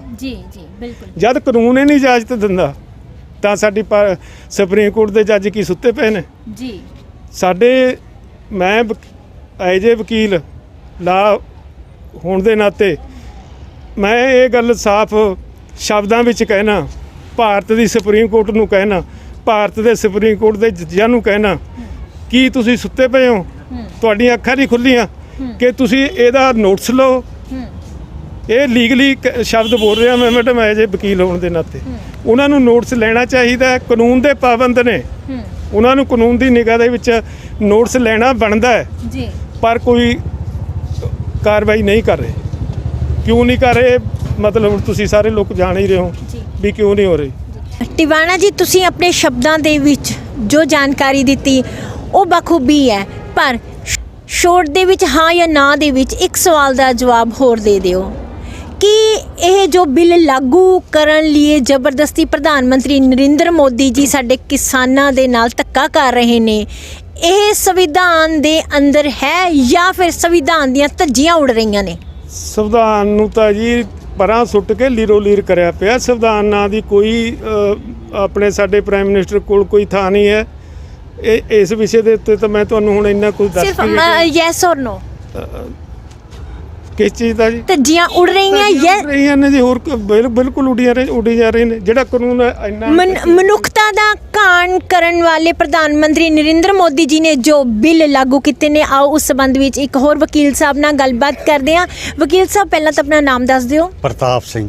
ਤੇ ਪ੍ਰਤਾਪ ਜੀ, ਤੁਸੀਂ ਇਸ ਵਕਤ ਕਾਨੂੰਨ ਦੀ ਪੜ੍ਹਾਈ ਕੀਤੀ ਹੋਈ ਹੈ ਔਰ ਤੁਸੀਂ ਸਾਰਿਆਂ ਨੇ ਆਲਮੋਸਟ ਸੰਵਿਧਾਨ ਪੜ੍ਹਿਆ ਹੈ, ਤੇ ਸੰਵਿਧਾਨ ਦੇ ਵਿੱਚ ਇਹ ਦੱਸੋ ਬਾਬਾ ਸਾਹਿਬ ਭੀਮ ਰਾਓ ਅੰਬੇਦਕਰ ਦੀ ਜੇਕਰ ਹੁਣ ਦੀ ਗੱਲ ਕਰੀਏ ਤੇ ਤੁਹਾਨੂੰ ਇਹ ਵੀ ਜਾਣਕਾਰੀ ਹੋਏਗੀ ਕਿ ਜਿਹੜਾ ਨਵਾਂ ਪਾਰਲੀਮੈਂਟ ਬਣ ਰਿਹਾ ਹੈ, ਕਿ ਉਸ ਨਵੇਂ ਪਾਰਲੀਮੈਂਟ ਦੇ ਵਿੱਚ ਸੰਵਿਧਾਨਿਕ ਤਰੀਕੇ ਨਾਲ ਬਾਬਾ ਸਾਹਿਬ ਦਾ ਕੋਈ ਉੱਥੇ ਨਾਮੋ ਨਿਸ਼ਾਨ ਹੈ? ਇਹ ਤਾਂ ਵਕਤ ਦੱਸੇਗਾ, ਮਗਰ ਜੋ ਹਾਲਾਤ ਨੇ ਉਹੀ ਦੱਸ ਰਹੇ ਨੇ ਵੀ ਸੰਵਿਧਾਨ ਦੀਆਂ ਧੱਜੀਆਂ ਉੱਡ ਰਹੀਆਂ ਨੇ ਜੀ। ਹਾਂ, ਬਾਕੀ ਡਿਟੇਲ ਚ ਜੀ ਸਾਹਿਬ ਨੇ ਦੱਸਤਾ ਹੈ ਔਰ ਟਵਾਣਾ ਸਾਹਿਬ ਨੇ ਸਾਰੀ ਗੱਲ ਦੱਸਤੀ ਜੀ। ਦੇਖਣ ਵਾਲੀ ਗੱਲ ਇਹ ਹੈ, ਜਿੱਥੇ ਸੰਯੁਕਤ ਮੋਰਚਾ ਅੰਦੋਲਨ ਦੇ ਵਿੱਚ ਪ੍ਰਧਾਨ ਮੰਤਰੀ ਨਰਿੰਦਰ ਮੋਦੀ ਜੀ ਆਪਣੇ ਸ਼ਬਦਾਂ ਦੇ ਵਿੱਚ ਕਹਿੰਦੇ ਨੇ ਕਿ ਇੱਥੇ ਕਿਸਾਨ ਪਹੁੰਚੇ ਹੋਏ ਨੇ ਔਰ ਕਿਸਾਨ ਸਮਝਦੇ ਨਹੀਂ ਕਿ ਬਿੱਲਾਂ ਦੇ ਵਿੱਚ ਕੀ ਹੈ, ਉੱਥੇ ਹੀ ਪੂਰੀ ਤਰ੍ਹਾਂ ਬਰੀਫਲੀ ਸਪਸ਼ਟੀਕਰਨ ਦੇ ਵਿੱਚ ਸਾਡੇ ਵਕੀਲ ਸਾਹਿਬਾਨਾਂ ਨੇ ਸਮਝਾਇਆ ਔਰ ਵਕੀਲ ਸਾਹਿਬਾਨਾਂ ਦੇ ਨਾਲ ਇਸ ਸਮੇਂ ਡਾਕਟਰ ਸਾਹਿਬ ਵੀ ਪਹੁੰਚੇ ਹੋਏ ਨੇ। ਆਓ ਆਪਾਂ ਉਹਨਾਂ ਨਾਲ ਵੀ ਗੱਲਬਾਤ ਕਰਦੇ ਹਾਂ। ਡਾਕਟਰ ਸਾਹਿਬ, ਤੁਹਾਡਾ ਸ਼ੁਭ ਨਾਮ ਜੀ? ਮੈਂ ਡਾਕਟਰ ਨਵਤੇਜ ਪਟਿਆਲੇ ਨੂੰ ਬਿਲੋਂਗ ਕਰਦਾ ਮੈਂ ਜੀ। ਤੇ ਡਾਕਟਰ ਸਾਹਿਬ, ਇਸ ਸਮੇਂ ਤੁਸੀਂ ਸੰਯੁਕਤ ਮੋਰਚਾ ਅੰਦੋਲਨ ਦੇ ਵਿੱਚ ਆਏ ਹੋਏ ਹੋ। ਜੇਕਰ ਦੇਖਿਆ ਜਾਵੇ 2020 ਤੋਂ ਪ੍ਰਧਾਨ ਮੰਤਰੀ ਨਰਿੰਦਰ ਮੋਦੀ ਜੀ ਨੇ ਇੱਕ ਕਰੋਨਾ ਨਾਮ ਦੀ ਦਹਿਸ਼ਤ ਫੈਲਾਈ ਸੀ, ਤੇ ਇਸ ਸਮੇਂ ਸੰਯੁਕਤ ਮੋਰਚਾ ਵਿੱਚ ਤੁਹਾਨੂੰ ਕਰੋਨਾ ਕਿਤੇ ਨਜ਼ਰ ਆ ਰਹੀ ਹੈ? ਮੈਂ 12 ਦਸੰਬਰ ਤੋਂ ਇੱਥੇ ਜੁੜਿਆ ਹੋਇਆ, ਵਿੱਚੋਂ ਕੁਝ ਟਾਈਮ ਪਟਿਆਲੇ ਗਿਆ, ਅੱਜ ਵੀ ਫੇਰ ਮੈਂ ਪਟਿਆਲੇ ਜਾ ਕੇ ਆਇਆ ਜੀ। ਉਸ ਸਮੇਂ ਤੋਂ ਮੈਂ ਕਿਸਾਨ ਭਰਾਵਾਂ ਦੀ ਸੇਵਾ ਕਰ ਰਿਹਾ ਇੱਥੇ ਜੀ। ਤੇ ਜਿਵੇਂ ਲੋਕਾਂ ਦੇ ਮਨਾਂ 'ਚ ਇਹ ਬਹੁਤ ਵੱਡਾ ਡਰ ਪਾਇਆ ਹੋਇਆ ਸੀਗਾ ਜੀ। ਵੀ ਘਰੋਂ ਬਾਹਰ ਨਹੀਂ ਨਿਕਲਣਾ, ਇਕੱਠ ਨਹੀਂ ਕਰਨਾ, ਜੀ। 4-5 ਬੰਦੇ ਵੀ ਇਕੱਠੇ ਨਹੀਂ ਹੋਣ ਦੇਣੇ, ਜੀ। ਇਹ ਹੋ ਜਾਊਗਾ ਉਹ ਹੋ ਜਾਊਗਾ। ਤੇ ਇੱਥੇ ਆ ਕੇ ਹੁਣ ਤੁਸੀਂ ਦੇਖਦੇ ਹੋ ਕਿੰਨੇ ਵਿਸ਼ਾਲ ਇਕੱਠ ਹੋਏ ਨੇ, ਕਿਸਾਨ ਭਰਾ ਬੈਠੇ ਨੇ ਇਕੱਠੇ ਜੀ। ਤੇ ਕੋਈ ਐਸੀ ਕਰੋਨਾ ਵਰਗੀ ਕੋਈ ਗੱਲ ਮਤਲਬ ਜਿਹੜੀ ਨਹੀਂ ਦੀ ਸੀ, ਕਿਉਂਕਿ ਜਿਹੜਾ ਜਿਸ ਤਰ੍ਹਾਂ ਦਾ ਡਰ ਪਾਇਆ ਜਾ ਰਿਹਾ, ਜਿਸ ਕਰਕੇ ਪਾਇਆ ਜਾ ਰਿਹਾ ਹੈ ਵੀ ਆਮ ਇਸ ਸੀਜ਼ਨ ਦੇ ਵਿੱਚ ਕਿਉਂਕਿ ਜਿਹੜਾ ਪੋਲੂਸ਼ਨ ਥੋੜਾ ਵੱਧ ਜਾਂਦਾ, ਮਿੱਟੀ ਕੱਟਾ ਹੋਰ ਉਰਾ ਪਰ, ਤੇ ਉਹਦੇ ਨਾਲ ਅਕਸਰ ਸਾਹ ਦੀਆਂ ਜਿਹੜੀਆਂ ਬਿਮਾਰੀਆਂ ਉਹ ਜ਼ਿਆਦਾ ਹੋ ਜਾਂਦੀਆਂ। ਕਿਸੇ ਦਾ ਗਲਾ ਖਰਾਬ ਹੋ ਗਿਆ, ਕਿਸੇ ਨੂੰ ਜ਼ੁਕਾਮ ਹੋ ਗਿਆ, ਤੇ ਇਹ ਜਿਹੜੀ ਵਾਇਰਸ ਆ ਆਮ ਤੌਰ ਤੇ ਹਰ ਇੱਕ ਇਨਸਾਨ ਦੇ ਵਿੱਚ ਹੈਗੇ ਆ ਕਿ ਇਨਸਾਨ ਦੀ ਜਿਹੜੀ ਜ਼ਿੰਦਗੀ ਆ ਉਹ ਵਾਇਰਸ ਦੇ ਨਾਲ ਜੁੜੀ ਹੋਈ ਆ। ਵਾਇਰਸ ਇੱਕ ਹਿੱਸਾ ਹੈ ਜ਼ਿੰਦਗੀ ਦਾ। ਉਹ ਜਦੋਂ ਇਹ ਮੌਸਮ ਆਉਂਦਾ ਤਾਂ ਉਹ ਥੋੜਾ ਜਿਹਾ ਜ਼ਿਆਦਾ ਜ਼ੋਰ ਫੜ ਲੈਂਦੀਆਂ। ਪਹਿਲਾਂ ਵੀ ਇਸੇ ਤਰ੍ਹਾਂ ਹੀ ਹੁੰਦਾ ਸੀਗਾ ਵੀ ਕਿਸੇ ਨੂੰ ਥੋੜਾ ਜਿਹਾ ਜ਼ਿਆਦਾ ਜ਼ੁਕਾਮ ਹੋ ਗਿਆ, ਜ਼ਿਆਦਾ ਹੋ ਗਿਆ, ਛਾਤੀ ਰੁਕ ਗਈ ਕਿਸੇ ਦੀ, ਤੇ ਉਹ ਅੱਜ ਵੀ ਉਹੀ ਚੀਜ਼ਾਂ ਨੇ। ਕੋਈ ਮੈਨੂੰ ਤਾਂ ਇਹਦੇ ਵਿੱਚ ਕੋਈ ਵੱਡਾ ਫਰਕ ਨਹੀਂ ਲੱਗਦਾ ਵੀ ਕੋਈ ਕਰੋਨਾ ਜ਼ਿਆਦਾ ਹੈ ਜਾਂ ਇਹ ਹੈ, ਪਰ ਇੱਕ ਵਹਿਮ, ਇੱਕ ਡਰ ਲੋਕਾਂ ਦੇ ਵਿੱਚ ਬਿਠਾਇਆ ਜਾ ਰਿਹਾ ਹੈ। ਜੇ ਐਸੀ ਕੋਈ ਗੱਲ ਹੁੰਦੀ ਤਾਂ ਇੱਥੇ ਐਡੇ ਵੱਡੇ ਇਕੱਠ ਦੇ ਵਿੱਚ ਕੁਝ ਵੀ ਹੋ ਸਕਦਾ ਸੀਗਾ ਜੀ। ਆਓ ਆਪਾਂ ਵਾਪਸ ਗੱਲਬਾਤ ਕਰਦੇ ਹਾਂ ਜਿੰਦੂ ਸਾਹਿਬ ਦੇ ਨਾਲ। ਤੇ ਜਿੰਦੂ ਜੀ, ਤੁਹਾਡੇ ਨਾਲ ਅੰਤ ਦੇ ਵਿੱਚ ਇਹ ਜਾਣਨਾ ਚਾਹਾਂਗੇ ਕਿ ਜਿਹੜੇ ਇਹ ਬਿੱਲ ਦੀ ਪ੍ਰਧਾਨ ਮੰਤਰੀ ਨਰਿੰਦਰ ਮੋਦੀ ਜੀ ਜ਼ਬਰਦਸਤੀ ਆਪਣੇ ਤੇ ਥੋਪ ਰਹੇ ਨੇ, ਔਰ ਤੁਸੀਂ ਆਪਣੇ ਸ਼ਬਦਾਂ ਦੇ ਵਿੱਚ ਵੀ ਦੱਸਿਆ ਕਿ ਐਗਰੀਕਲਚਰ ਦੇ ਲਈ ਡਿਸੀਜਨ ਜਿਹੜਾ ਲੈਣਾ ਉਹ ਰਾਜ ਸਰਕਾਰ ਨੇ ਲੈਣਾ, ਤੇ ਇਸ ਸਮੇਂ ਇੱਥੇ ਪਟਿਆਲੇ ਦੇ ਸੂਝਵਾਨ ਖੜੇ ਹੋ, ਤੇ ਤੁਸੀਂ ਇਸ ਮੁੱਦੇ ਦੇ ਉੱਤੇ ਪਟਿਆਲੇ ਦੇ ਆਪਣੇ ਸੀਐਮ ਸਾਹਿਬ ਕੈਪਟਨ ਅਮਰਿੰਦਰ ਸਿੰਘ ਜੀ ਦੇ ਨਾਲ ਕਦੋਂ ਤੁਹਾਡੀ ਵਕੀਲਾਂ ਦੀ ਐਸੋਸੀਏਸ਼ਨ ਮਿਲਣ ਜਾ ਰਹੀ ਹੈ? ਸਾਡਾ ਕਿਉਂਕਿ ਮਾਮਲਾ ਪਹਿਲੀ ਗੱਲ ਤਾਂ ਕੈਪਟਨ ਸਾਹਿਬ ਨਾਲ ਹੈ ਹੀ ਨਹੀਂ ਜੀ। ਠੀਕ ਹੈ, ਕੈਪਟਨ ਸਾਹਿਬ ਨਾਲ ਇੱਕ ਮਾਮਲਾ ਸੀ ਓਨਲੀ, ਜਦੋਂ ਉਹਨਾਂ ਨੇ ਇਹਦੇ ਚੋਂ ਨਿਕਲਣ ਦੀ ਕੋਸ਼ਿਸ਼ ਕੀਤੀ ਹੈ। ਅਸਲ 'ਚ ਜੀ ਇਹ ਸਟੇਟ ਦਾ ਅਧਿਕਾਰ ਹੈ, ਉਹਨਾਂ ਨੂੰ ਡਟ ਜਾਣਾ ਚਾਹੀਦਾ ਸੀ ਸਾਰੇ ਸਟੇਟ ਦੇ ਚੀਫ ਮਿਨਿਸਟਰਸ ਨੂੰ ਵੀ ਜਦੋਂ ਕੋਈ ਕਿਸੇ ਦੇ ਖੇਤ 'ਚ ਵੜ ਜੇ ਨਾ ਜਾ ਕੇ ਤਾਂ ਅਗਲਾ ਡੰਗ ਲੈ ਕੇ ਖੜ ਜਾਂਦਾ ਜੀ। ਉਹ ਸਟੇਟਾਂ ਦੇ ਖੇਤਾਂ 'ਚ ਵੜੇ ਹੈ ਜੀ, ਸਟੇਟਾਂ ਦੇ ਅਧਿਕਾਰ 'ਚ, ਉਹ ਡੰਗ ਲੈ ਕੇ ਨਹੀਂ ਖੜੇ। ਉਹਨਾਂ ਨੇ ਕੀ ਕੀਤਾ, ਉਹਨਾਂ ਨੇ ਇੱਕ ਬੇਸਿਕ ਜਿਹਾ ਸਵਾਲ ਹੈ ਜਿਹੜਾ ਇੱਥੇ ਵੀ ਆ ਰਿਹਾ, ਜਦੋਂ ਮੈਨੂੰ ਕੋਈ ਪੁੱਛਦਾ ਹੈ ਵੀ ਯਾਰ ਜੇ ਇਹ ਅਮੈਂਡਮੈਂਟ ਦੀ ਗੱਲ ਮੰਨ ਲੈਂਦੇ ਆ, ਠੀਕ ਹੈ, ਕਾਨੂੰਨਾਂ 'ਚ ਅਮੈਂਡਮੈਂਟ ਹੋ ਜਾਂਦੀ ਹੈ ਤਾਂ ਮਤਲਬ ਕੀ 3 ਸਾਲ ਲਈ ਉਹ ਸਟੇ ਹੋ ਜਾਂਦਾ ਹੈ, ਠੀਕ ਹੈ, 3 ਸਾਲ ਲਈ ਕਮੇਟੀ ਬਣ ਜਾਂਦੀ ਹੈ ਤਾਂ ਇਹ ਮਾਮਲਾ ਨਿਕਲਦਾ ਨਹੀਂ। ਮੇਰਾ ਇੱਕੋ ਸਵਾਲ ਹੁੰਦਾ ਹੈ ਉਹਨਾਂ ਸਾਹਮਣੇ ਕਿ ਸਵਾਲ ਸਹੇ ਦਾ ਨਹੀਂ, ਸਵਾਲ ਪਹੇ ਦਾ ਵੀ ਹੈ। ਕੁਐਸਚਨ ਜਿਹੜਾ ਬੇਸਿਕ ਇਹ ਹੈ ਵੀ ਕੀ ਜਿਹੜਾ ਕੁਝ ਉਹਨਾਂ ਨੇ ਬਣਾਇਆ, ਜੇ ਤੁਸੀਂ ਇਹ ਮੰਨ ਲੈਂਦੇ ਹੋ ਅਮੈਂਡਮੈਂਟ ਵਾਲੀ ਗੱਲ, ਤੁਸੀਂ ਫਿਰ ਇਹ ਤਾਂ ਮੰਨ ਗਏ ਨਾ ਵੀ ਉਹਨਾਂ ਦਾ ਅਧਿਕਾਰ ਹੈ ਸੈਂਟਰ ਦਾ, ਵੀ ਜੇ ਇਹਦੇ 'ਚ ਅਮੈਂਡਮੈਂਟ ਕਰ ਦਿਓ, ਉਹ ਕਹਿੰਦੇ ਵੀ ਖਾਲੀ ਕਰ ਕਰਾ ਲਓ ਕਾਨੂੰਨਾਂ ਨੂੰ, ਰਿਪੀਲ ਵਾਲੀ ਗੱਲ ਛੱਡ ਦਿਓ, ਠੀਕ ਹੈ। ਜੇ ਤੁਸੀਂ ਰਿਪੀਲ ਵਾਲੀ ਗੱਲ ਛੱਡ ਦਿਓ, ਇਹਦਾ ਮਤਲਬ ਹੈ ਵੀ ਸੈਂਟਰ ਦਾ ਤੁਸੀਂ ਇਹ ਮੰਨ ਗਏ ਹੋ ਵੀ ਉਹਨਾਂ ਦਾ ਅਧਿਕਾਰ ਹੈ ਕਾਨੂੰਨ ਬਣਾਉਣ ਦਾ। ਮਹਾਰਾਜਾ ਸਾਹਿਬ ਨੇ, ਪੰਜਾਬ ਦੀ ਅਸੈਂਬਲੀ ਨੇ ਚੱਕ ਕੇ ਇਹਨਾਂ ਕਾਨੂੰਨਾਂ ਦੇ ਅੰਦਰ ਅਮੈਂਡਮੈਂਟ ਪਾ ਕੇ ਭੇਜਦੇ ਵੀ ਇਹਨਾਂ ਕਾਨੂੰਨਾਂ ਦੇ ਅੰਦਰ ਇਹ ਅਮੈਂਡਮੈਂਟ ਭੇਜ ਦਿਓ। ਇਹਦਾ ਮਤਲਬ ਐਗਰੀ ਕਰ ਗਏ ਕਿ ਵੀ ਸੈਂਟਰ ਦਾ ਕਾਨੂੰਨ ਬਣਾਉਣ ਦਾ ਅਧਿਕਾਰ ਹੈ। ਮਤਲਬ ਦੋਗਲਾਪਨ ਚੱਲ ਗਏ ਨੇ ਆਪਣੇ ਕੈਪਟਨ ਉਹਨਾਂ ਨੂੰ ਮਤਲਬ ਚਾਹੀਦਾ ਸੀ ਸਿੱਧੇ ਤੌਰ ਤੇ ਵੀ ਅਸੀਂ ਇਹ ਕਾਨੂੰਨ ਬਣਾ ਰਹੇ ਹਾਂ, ਪਾਰਲੀਮੈਂਟ ਮਤਲਬ ਰਾਸ਼ਟਰਪਤੀ ਪਾਸ ਕਰੇ ਜਾਂ ਨਾ ਕਰੇ ਵੱਖਰਾ ਸਵਾਲ ਹੈ, ਪਰ ਉਹ ਕਾਨੂੰਨ ਬਣਾ ਕੇ ਭੇਜਣੇ ਚਾਹੀਦੇ ਸੀ ਕਿ ਸਾਡਾ ਅਧਿਕਾਰ ਹੈ, ਅਸੀਂ ਬਣਾ ਰਹੇ ਹਾਂ, ਤੁਸੀਂ ਕੌਣ ਕਾਨੂੰਨ ਬਣਾਉਣਾ। ਆਉਣ ਵਾਲੇ ਸਮੇਂ ਦੇ ਵਿੱਚ ਬਹੁਤ ਜਲਦੀ ਆਪਾਂ ਜੋਗਿੰਦਰ ਸਿੰਘ ਜਿੰਦੂ ਜੀ ਦੇ ਨਾਲ ਪਟਿਆਲੇ ਕਿਸਾਨਾਂ ਦੀ ਲਾਈਵ ਗੱਲਬਾਤ ਕਰਵਾਵਾਂਗੇ, ਔਰ ਇਹ ਸਭ ਜਾਣਨ ਦੇ ਲਈ ਸਾਡੇ ਸਿਟੀ ਲਾਈਵ ਚੈਨਲ ਦੇ ਨਾਲ ਜੁੜੇ ਰਹੋ।